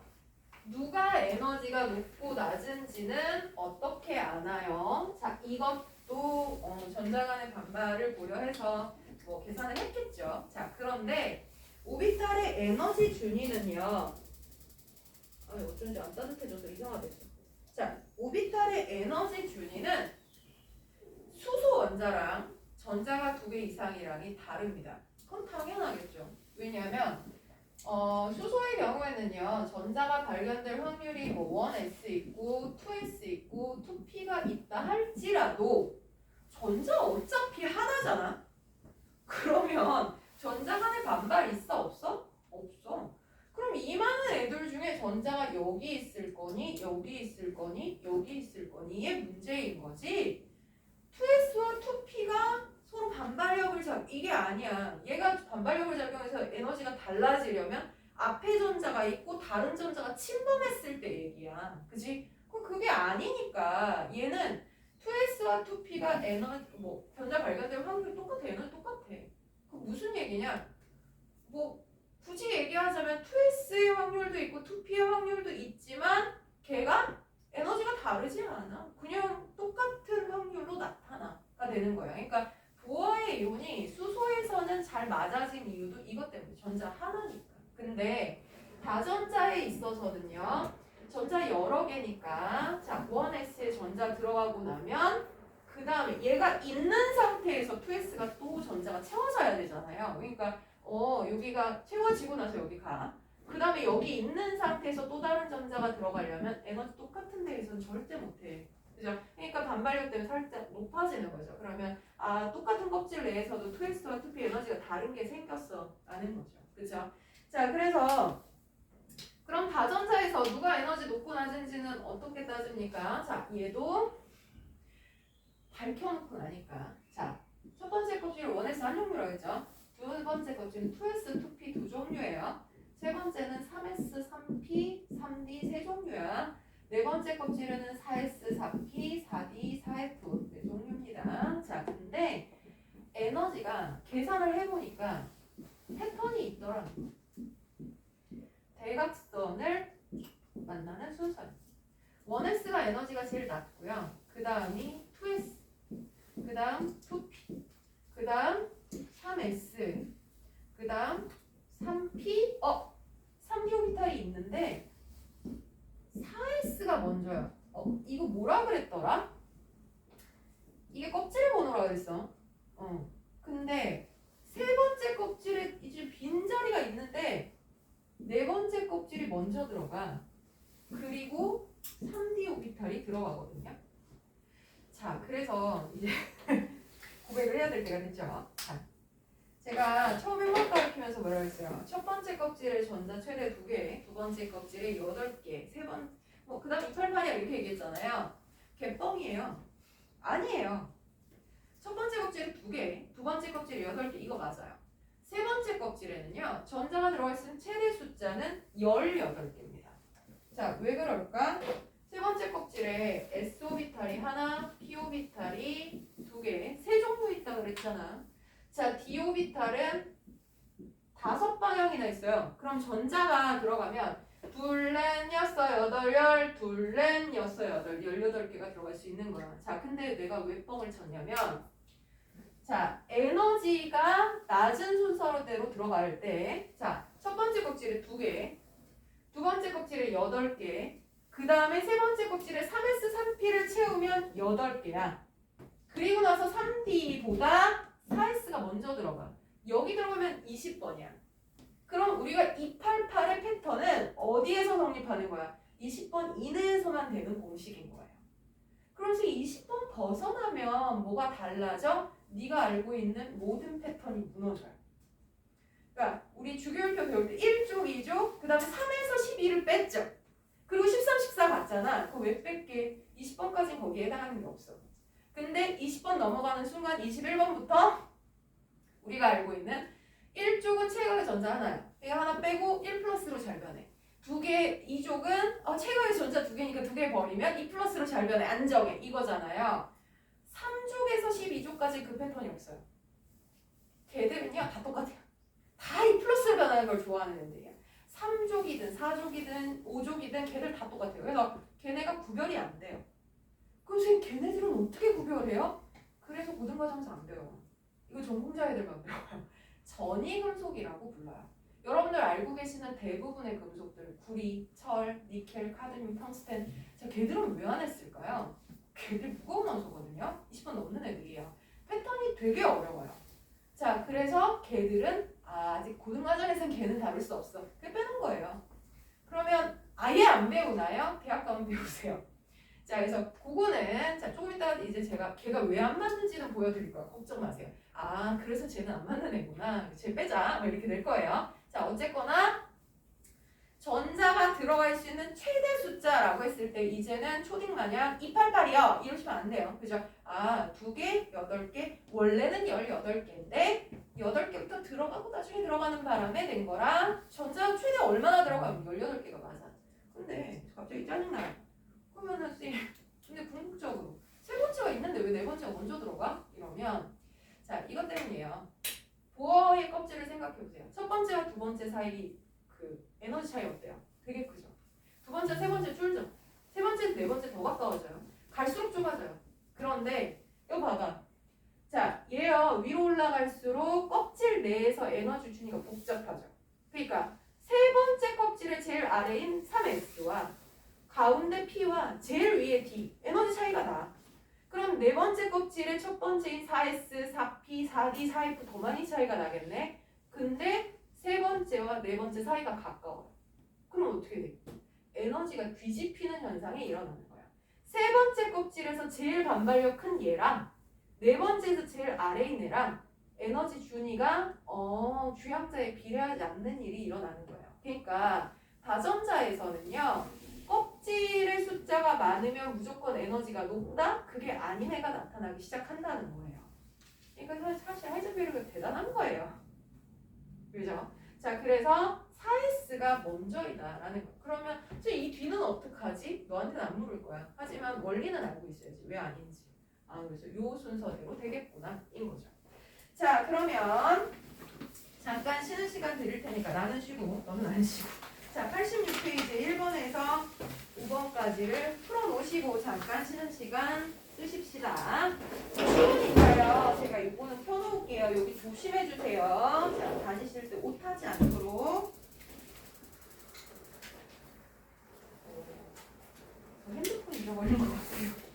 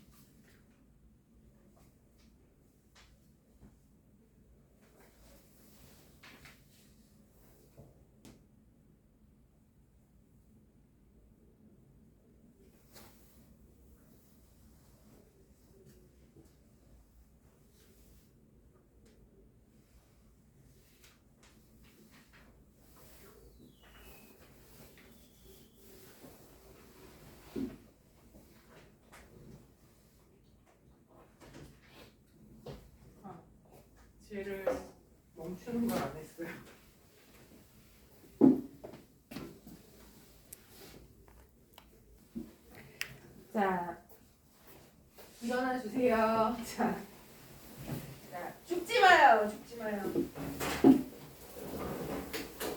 자, 빠르게 한번 갈게요. 자, 오비탈에 대한 설명이에요. OX.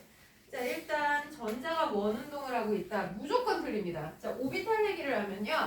전자가 원운동을 한다. 뭐 아령 모양으로 돈다. 다 틀리는 말이에요. 전자 어떻게 움직이는지 아무도 몰라요. X. 자, L 전자 껍질에는요. L이면 몇 번째 껍질이에요? 두 번째죠. SPDF 다 있다? 아니, 두 종류밖에 없어. S하고 P하고만. X입니다.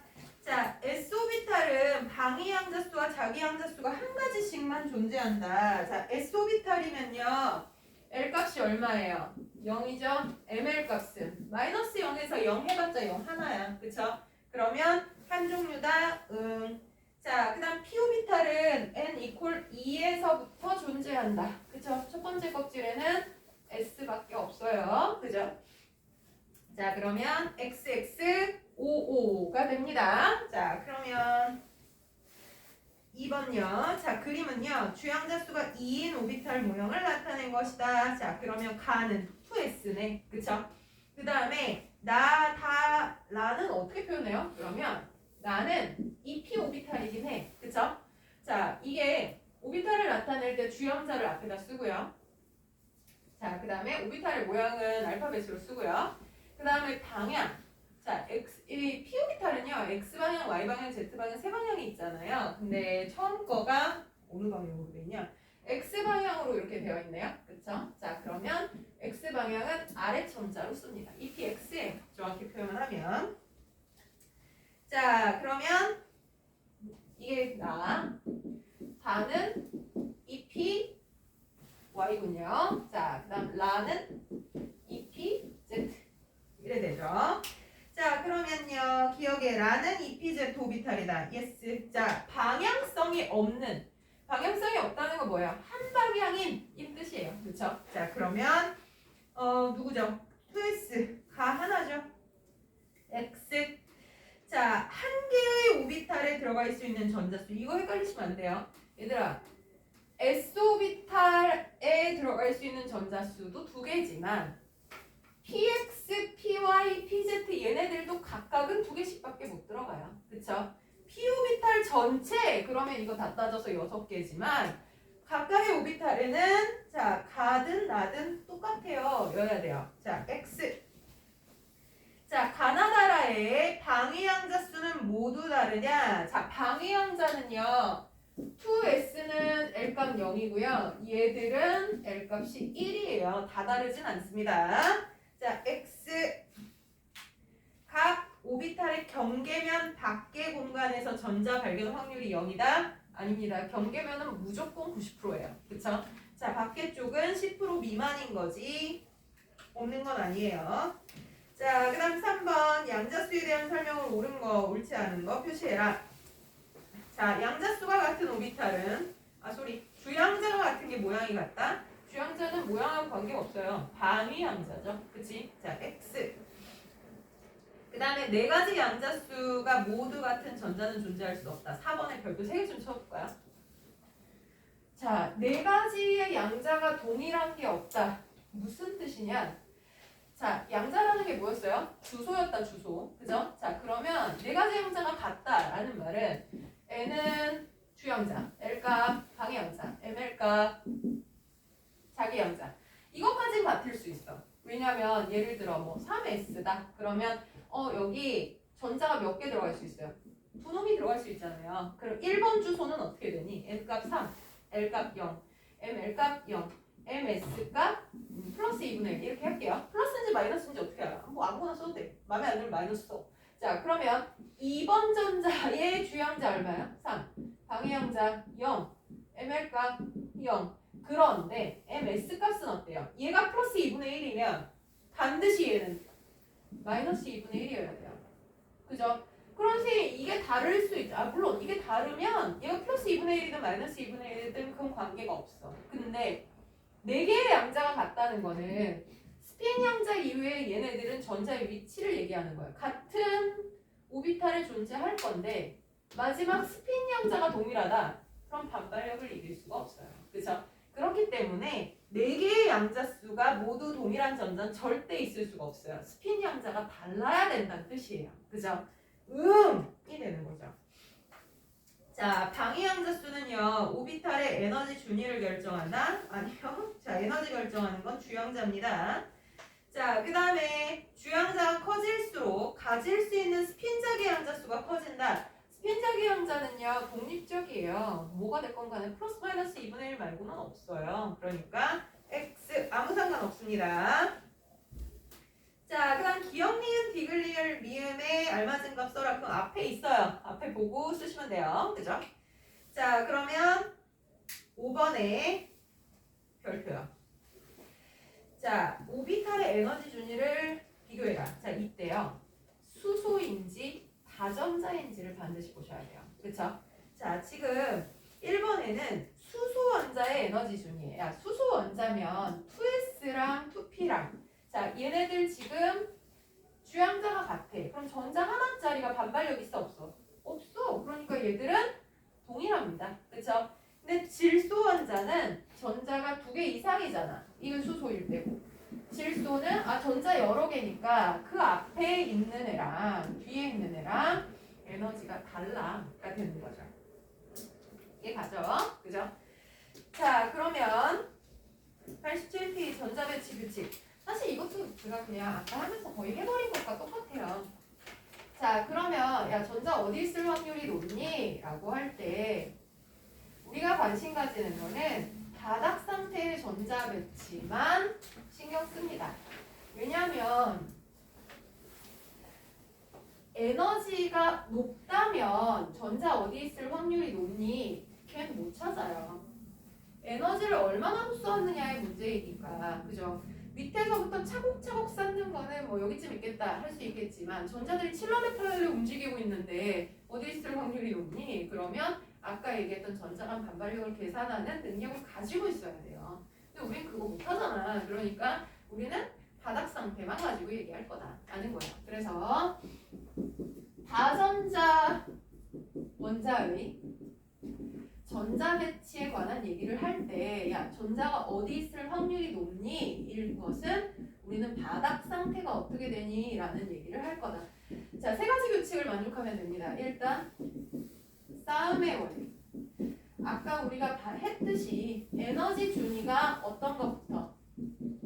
낮은 오비탈부터 채운다 라는 거예요. 아까 그 순서 대각선 순서 있죠? 그 순서대로 들어갈 거다.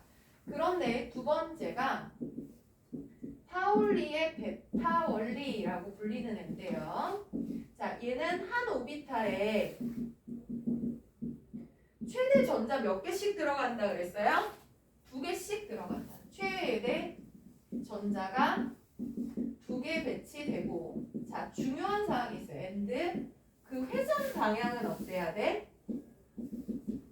반대여야 된다 라는 거예요. 같은 방향 회전하는 애는 같은 공간에 있을 수 없어. 말로 했지만 그걸 밝힌 사람이 누구야? 그럼 파울리예요. 파울리의 베타 원리라고 불립니다. 세 번째는요. 훈티의 규칙이에요. 자, 이거가 이제 새로운 애인데 자, 1s, 2s 할 때는 사실 우리 고민 안 했어요. 1s보다 2s 에너지 높으니까 여기 전자 2개 채워지고 나서 갈 데가 없으니까 2s 이렇게 갔다. 그쵸? 자, 그런데 2s에 채우고 나서 이제 2p를 갈 건데 자, 2p 오비탈은 3방향이나 있단 말이야. x축, y축, z축. 어느 방향부터 채우는 게 바닥인가요? 상관이 없어요. 이거는 동일합니다. 자, 그러면 얘네들 중에 아무데나 전자 하나 들어갔다고 치자. 자, 그러면 두 번째 전자는 어디에 갈까? 여기는요. 어차피 여기가 더 낮고 여기가 높으니까 여기에 자리가 있으면 당연히 여기 채우고 올라오는 거예요. 그러니까 뭐 어디 갈까 고민하는 적이 없는데 이 경우는 에너지가 똑같아요. 제가 2S보다 2P가 높다 그랬지 X방향, Y방향, Z방향 구별 안 했잖아요. 에너지 똑같거든. 그러면 에너지 준위가 동일할 때는 어디에 들어가는 게 안정적이야? 이건 그냥 합리적으로 생각하면 돼요. 이 화살표들은 원래 본체가 뭐야? 전자다. 전자들이 서로 좋아해, 싫어해?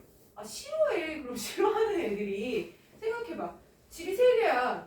갈 존재 있건 말고 어쨌든 거기 들어가서 얼어 죽지 말아야 되잖아. 근데 집이 세 개야.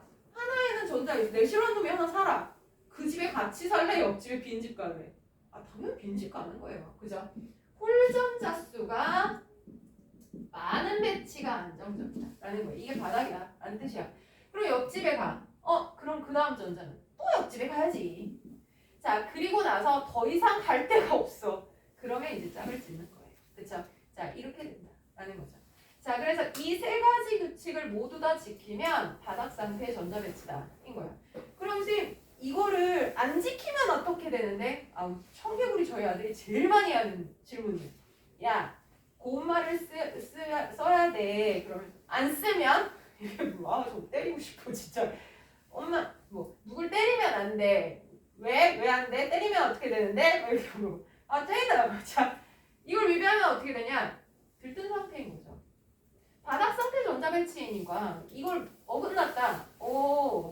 바닥이 아니네 이거예요. 전자 배치에서 바닥이 아닌 건 무조건 들뜬 상태인 거예요. 그죠? 에너지가 있어야만 할 수 있는 상태가 되는데 중요한 건 파울리 베타 원리.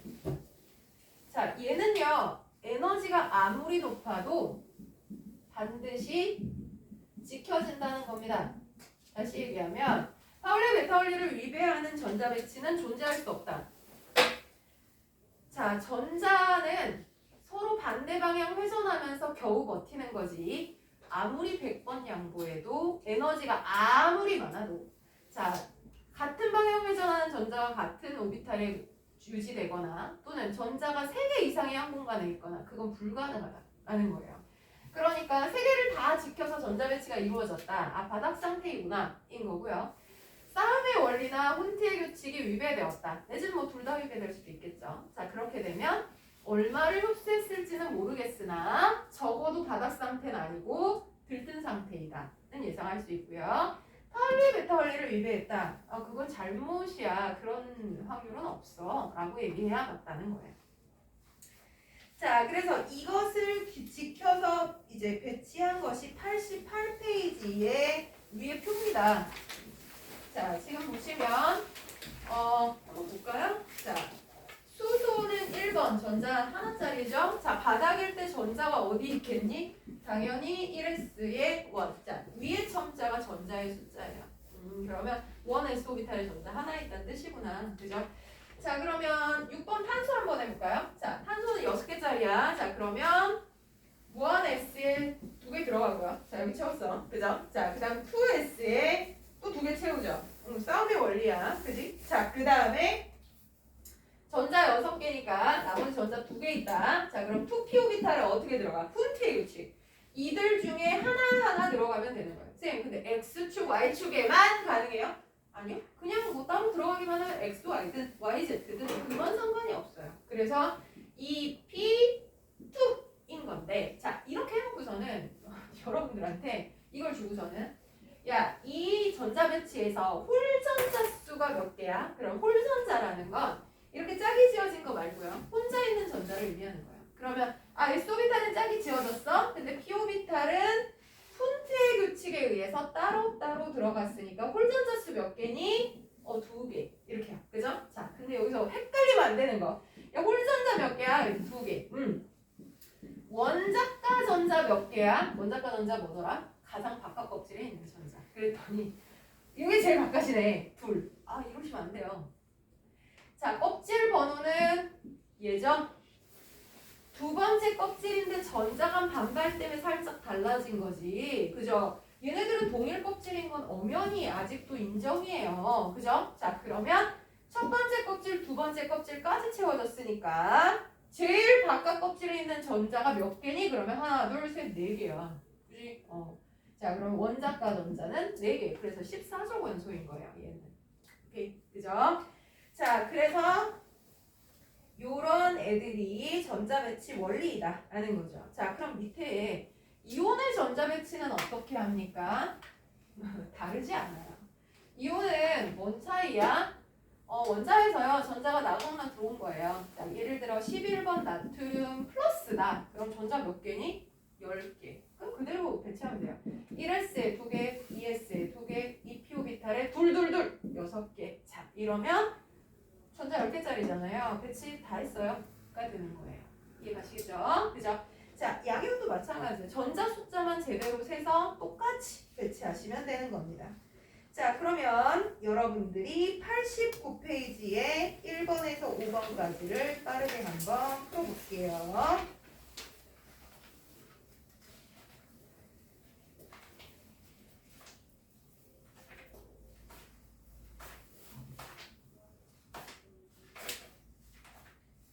자, 그리고 다시 한번 공지 드립니다. 자, 우리 12월 12일과 14일 원래는 휴강을 하려 했었으나 휴강 없습니다. 다 출석하셔야 돼요.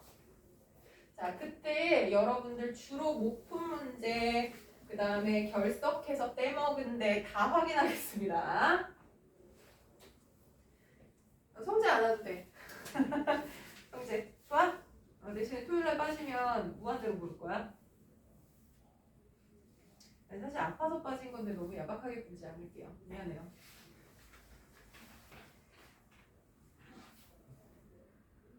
자, 성재도 거기 써있는 답 안 보인다 생각하고 한번 풀어주세요.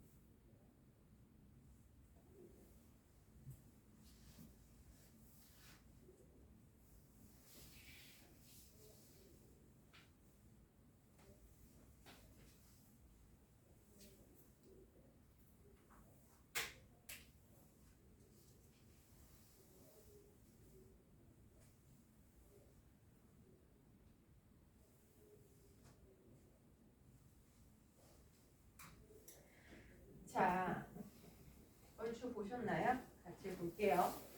전자 배치에 대한 설명을 옳은 거 옳지 않은 겁니다. 자, 1번 한 개의 오비탈에는요 전자가 2개까지 채워질 수 있다. 이제 제가 아예 실명으로 갈게요. 자, 파울리의 메타울릭이죠. 예스입니다. 자, 에너지가 가장 낮아서 안정한 상태를 바닥 상태라고 부른다. 맞죠?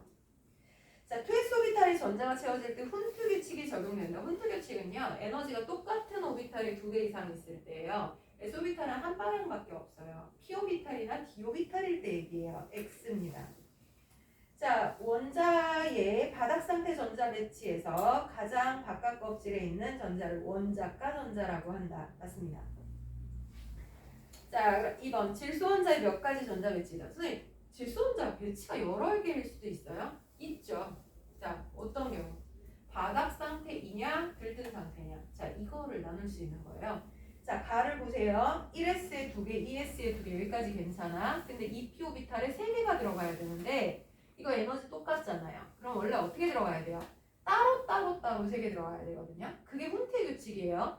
그걸 만족하는 애가 지금 여기는 없네. 그쵸? 자, 그러면 가는 훈트의 규칙을 만족 안 하고 여기 빈자리가 있음에도 불구하고 여기에 칸을 채웠어요. 그럼 이거 뭐라고 해야 돼요?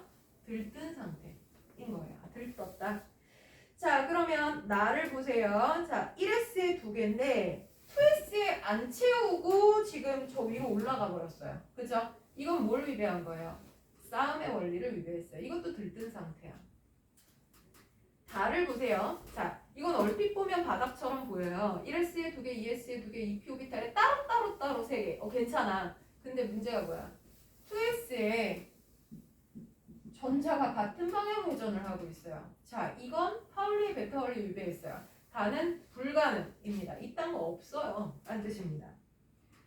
자, 그러면 1번 가는 훈트 규칙 위배했다. 예스. 자, 그 다음에 2번 나는 싸움 원리를 만족하지 않았다. 예스. 그죠? 자, 다는 바닥이다. 아니, 불가능한 전자배치다. 자, 3번 다음은 원자 또는 이온들의 바닥 상태 전자 배치를 오비탈 기호를 이용해서 나타내라. 뭐 옆에 다 있는데 굳이 제가 또 써야 되나 싶긴 하지만 그래도 할게요. 자, 8번 산소. 그러면 아까 에너지 낮은 순서는 여러분들이 웬만하면 뭐 옆에다 써놓고 하셔도 좋고요. 외울 수 있으시면 외우는 것도 괜찮습니다. 8개니까 1s에 2개, 2s에 2개, 2p 오비탈은 x축, y축, z축인데 총 몇 개가 들어가야 돼? 4개죠? 하나 채워도 하나는 짝을 지워야 돼요. 그러면 2, 1. 여기가 2만 안 돼? 돼요? 아니면 아예 1s에 2개, 2s에 2개, 2p 오비탈에 4개 채워요? 이러셔도 괜찮아요. 자, 그 다음에 2번에 11번 나트륨인데 1 플러스래. 그럼 전자 10개밖에 없는 거다. 그죠? 그럼 1s2, 2s2, 2p 오비탈에 x축, y축, z축 다 채우면 6개. 요거죠. 자, 그 다음에 mg 플러스. 자, 3번에 봐봐. 12번 마그네슘인데 2 플러스나? 그럼 전자 몇 개야? 10개. 그럼 얘랑 똑같아. 그죠? 자, 그 다음에 4번에 자 15번 인인데 3-래. 자, 그럼 얘는 뭐야? 18개야. 원래 15개였는데 전자 3개나 더 들어온 거야. 그러면 1s에 2, 2s에 2, 2p 오비탈에 6, 3s에 2, 3p에 6. 여기까지가 정상적인 배치가 된다. 자, 그러면 4번 갈게요. 자, 다음은요. X2-의 전자 배치이다. 자, 얘가 누구지? 자, 이런 오비탈의 전자 배치를 보여주면요. 이 원소가 누군지 단박에 알 수 있어요. 자, X2-라는 건 뭐야? X라는 원소가 전자 2개를 받은 거예요. 그래서 1s에 2개, 2s에 2개, 2p 오비탈에 6가 됐대. 그럼 원래 X는 뭐게? 이거보다 2개 적은 애야. 그죠? 그럼 1s2, 2s2, 2p 오비탈에 4개. 전자가 8개짜리 누구게? 산소야, 산소. 그쵸? 자, 그러면 바닥 상태 원자 X에서 전자가 들어있는 전자 껍질의 숫자. 자, 자, 이거는 지금 이온이었고요. 원자로 바꿨어요. 어떻게? 전자 두 개를 버렸어. 자, 그러고 나면 껍질은 어디까지 있어요? 요 앞에 주양자가 껍질 번호죠. 두 번째 껍질까지 있는 거고요. 자, 2번. 원자가 전자 몇 개냐? 두 번째 껍질에 6개의 전자가 있어요. 6개. 자, 홀전자는 어떻게 되냐? 홀전자는요, 그림을 그리시면 돼요. 1s 오비탈에 짝을 지웠어. 2s도 짝을 지웠어. 자, 2p 오비탈은 하나, 둘, 셋, 그리고 짝을 지었다. 홀전자 몇 개? 2개.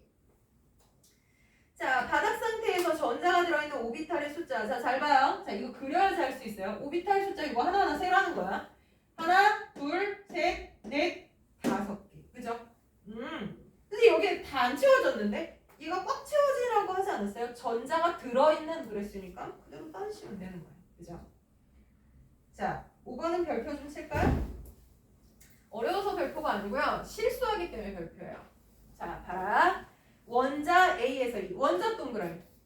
자, 원자라는 말이 나오는 순간 전자의 숫자랑 양성자 번호가 동일한 거예요. 그럼 얘네들 원소기호 쓸 수 있어야 돼. 자, A를 봐봐. 전자 2개야. 그럼 2번 원소란 뜻이지. 얘 누구게? 헬륨이죠, 헬륨. 자, 그 다음에 B는요. 4번 원소 누구게? 베릴륨. 야, 이거 하려고 원자 번호 외우라고 그런 거야. 그죠? 자, 그러면 C는 둘, 넷, 여섯. 7이네. 질소 7번이에요. 자, D는요. 둘, 넷, 여섯, 여덟. 산소입니다. 8번. 자, 요게 돼야 돼요. 그래야 빨랑빨랑 우리가 얘가 찾아지거든. 자, 주기율표 제대로 안 외우신 분들은 다시 한번 복습하셔야 됩니다. 뒤로 가면 더 어려워져요. 자, E는요. 12번이에요. 마그네슘 되겠습니다. 자, 그러면 나머지 문제를 쓸 수 있어요. 그죠? 자, 요거는 여러분들이 풀어보시도록 할게요. 자, 근데 이때 2번만 별표를 좀 칠게요. 자, 원자과 전자수가 같은 원자를 써라. 그러면 가장 바깥 껍질에 있는 전자인데 이거 얼핏 잘못 보면요. A도 첫 번째 껍질에 2개, B는 두 번째 껍질에 2개, E는 세 번째 kop질에 2개. 그러니까 A, B, E 이렇게 하기가 쉽거든요. 요거의 함정이에요. 자, 헬륨은요. 가장 바깥에 전자가 2개지만 2족이야, 18족이야? 18족이에요. 수소. 여 끝에 헬륨. 맞죠? 자, 그러니까 체외각의 전자가 2개여도 얘는 2족 원소 아니고 18족 원소예요. 그러니까 이거는 원소 기호를 안 쓰면 찾아내기가 쉽지 않은 애예요. 그죠? 실수하지 않도록 노력해 주세요. 자, 그럼 주말 끼어서 제가 숙제를 낼 거라. 자, 숙제가 좀 많습니다. 106페이지까지 일단 숙제하시고 채점해 갖고 오시는 겁니다. 자, 그럼 거기까지는 일단 숙제를 내고, 자, 오늘은 조금 더 나갑니다. 자, 114페이지에 자, 주기율표 부분을 나갈 거예요. 쌤, 왜 이렇게 많이 나가? 이러시면 다 배운 거야. 그냥 확인만 하면 돼요. 자, 114페이지에 보시면 자, 주기율표 우리 첫날에 배웠던 개입니다. 제가요. 자, 원소를 원자 번호 순으로 나열하여 이제 그 원자 번호라는 게 어떻게 알게 됐는지를 이제 밝혔죠. 자, 중성 원자인 볼턴이 얘기했던 입자에서부터 톰슨이 전자 발견했어요. 자, 러더퍼드가 원자핵 발견했어요. 자, 그리고 나서 양성자랑 중성자까지 인정이 됐잖아요. 그러고 나니까 이제 여러 가지 원소들을 많이 발견했어요. 자, 그러면서 얘네들이 뭐 물론 모든 원소들은 다 고유의 특징을 가져요. 그런데 공통인 애들이 있지 않을까? 자, 뭔가 묶음이 되지 않을까? 자, 요게 이제 주기율의 발전 과정입니다. 그래서 데베라이너라는 사람이 처음 먼저 시작했어요. 데베라이너는요. 새쌍 원소설이라는 것을 발표를 했는데 이 사람 직업이 참 고등학교 화학 교사래요. 그런데 화학에 굉장히 큰 기여를 했죠. 자, 이 사람은요. 그때 당시에 발견된 원소들 중에 일부가 새쌍의 성질을 가진다라는 걸 발표를 해요. 이 전까지는 사실 주기율표라는 게 없었어. 그냥 원소들이 다 하나씩 개별적으로 이런 원소도 있어, 저런 원소도 있어. 근데 걔들 잘 관찰하다 보니까 예를 들어 베릴륨, 마그네슘, 칼슘은 세쌍의 원소다. 자, 이게 무슨 소리냐면 얘 질량이 8이야. 얘 질량이 40이야. 그러면 마그네슘 질량은 40 플러스 8 나누기 2 한 것과 같더라. 인 거예요. 근데 뭐 지금 입장에서 보면 당연한 거야. 얘 4번이잖아. 질량 8이야. 20번이면 질량 40이겠지. 넌 12번이니? 얘네들의 관계는 뭐야? 같은 쪽 원소예요. 그죠? 같은 쪽 원소니까 당연히 패턴이 반복되지. 근데 그때는요, 사실 주기율표라는 게 없고 중구난방의 원소들 중에 일부의 공통점을 찾았다는 게 굉장히 관찰력이 좋았던 거죠. 자, 그래서 현재 족의 의미를 이 사람이 처음으로 발견을 한 겁니다.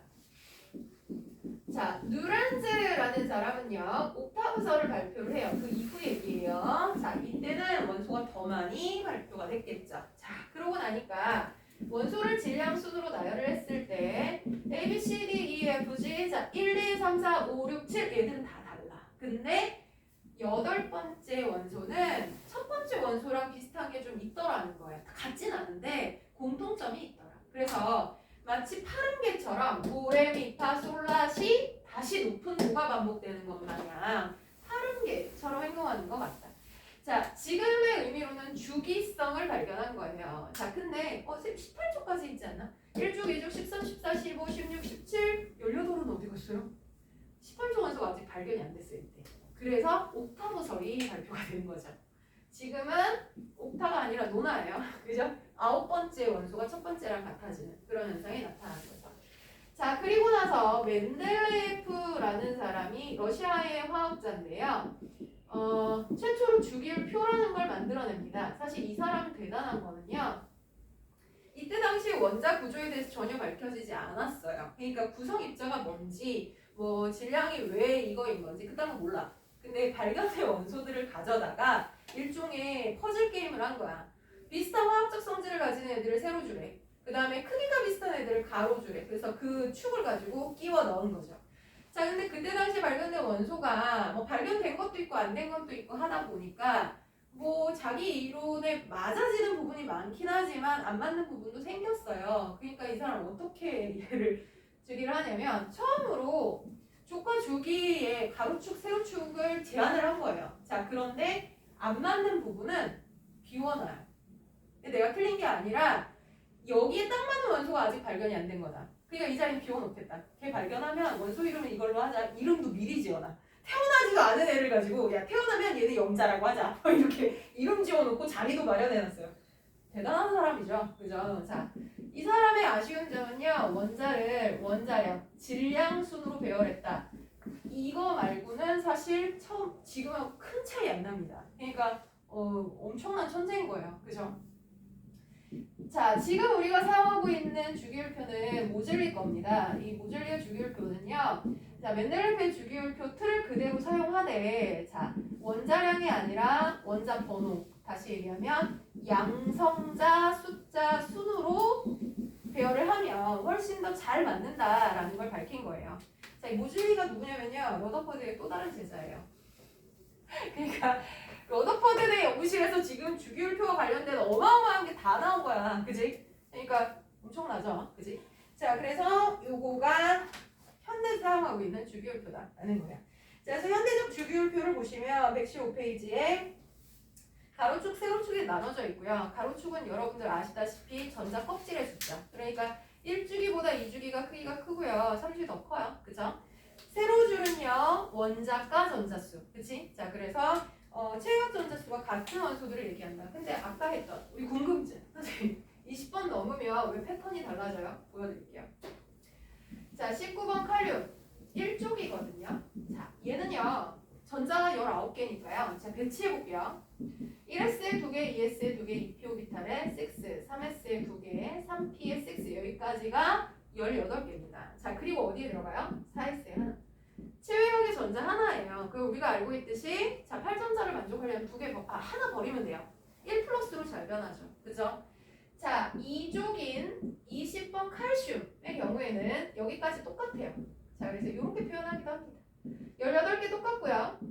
여기 2개 더 들어가면 10개예요. 그럼 최외각의 전자 몇 개? 2개. 2 플러스로 변하면 안정적이에요. 그쵸? 21번부터가 이제 3족이 나오기 시작합니다. 13족이 아니라 3족이에요. 자, 얘는 아르곤 배치까지 하면 18개, 4S의 독이 20번이야. 자, 그 다음은 어디에 들어간다 했어? 4S 다음이 3D야. 3D 오비탈에 하나. 자, 이렇게 되면 이거 3족이야, 분명히. 자, 근데 우리가 이온으로 변할 때는요, 8전자와 같아져야 돼요. 그러니까 가장 바깥 껍질을 비워야 됩니다. 자, 근데 4S와 3D 중에 누가 바깥 껍질이야? 그럼 에너지가 낮아서 얘가 먼저 들어오긴 했는데 엄연히 네 번째 껍질이에요. 그죠? 자, 그러면 가장 바깥 껍질에 8개의 전자를 채워야 되는 게 문제니까 자, 여기에 8개 채우려면 6개를 가져와야 돼. 이건 안 돼. 그럼 몇 개 버려요? 2개요. 그 얘 무슨 원소, 뭐 어떤 이온이야? 2+로 잘 변합니다. 선생님 그럼 여기 하나 남아있잖아요. 그래서 이거 못 돼요? 뗄 수 있어요. 스칸디움은 3+도 돼요. 근데 누가 더 안정해? 얘요. 그럼 어느 때 일로 작용하고 어느 때 일로 작용해요? 그러니까 패턴이 없어요. 이게 언제까지 반복되냐면 4족인 22번 타이타늄 이거 배치되고 3D에 2개예요. 그러면 얘도 체외각에 2개 전자 떼면 타이타늄 2+가 제일 안정적이에요. 근데 왜 3+ 안 돼요? 돼요. 4+ 안 돼요? 돼요. 그러니까 이 애들의 공통점은요. 우리가 알고 있는 그 주기적 패턴이 안 맞는다는 뜻이에요. 그러니까 다 2+가 제일 안정해요. 그리고 2+만 되는 게 아니라 다양한 산화수가 또 가능해요.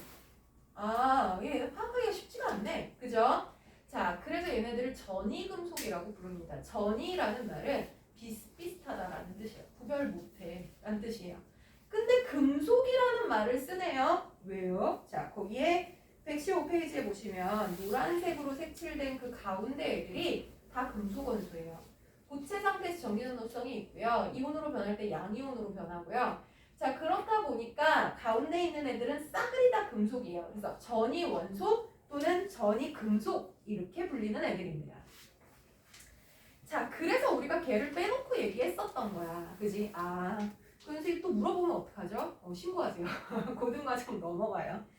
자, 그러면 116페이지로 넘어가시면 자, 그러면 이런 주기적인 패턴 1+로 변해요, 2+로 변해요 하는 것은 20번 이내에만 다룰 텐데 자, 그럼 그 패턴은 왜 생겨요? 원자과 전자 때문에 생기는 거예요. 그렇죠?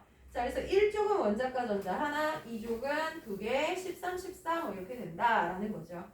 자, 18족은 원자과 전자가 몇 개예요? 빵개. 이렇게 화학결합 안 하잖아요. 그렇죠? 자, 그러면 이런 애들을요, 분류를 해보자. 자, 분류라는 것은 어떤 기준에 따라서 나눠보자라는 거죠. 자, 거기서 나눈 기준은 전기전도성이네요. 고체에서 전기전도성을 고체에서 전기전도성이 있는 애들은 금속이요. 그러면 아까 누런 색깔 색칠된 애들이죠. 주로 양이온으로 잘 변하고요. 주기율표의 왼쪽에 존재하고요. 자, 사분해서 대체로 고체예요. 수온만 액체겠죠. 자, 그리고 열과 전기 전도성이 좋은. 그래서 근데 이때 깍두기가 있어요. 수소.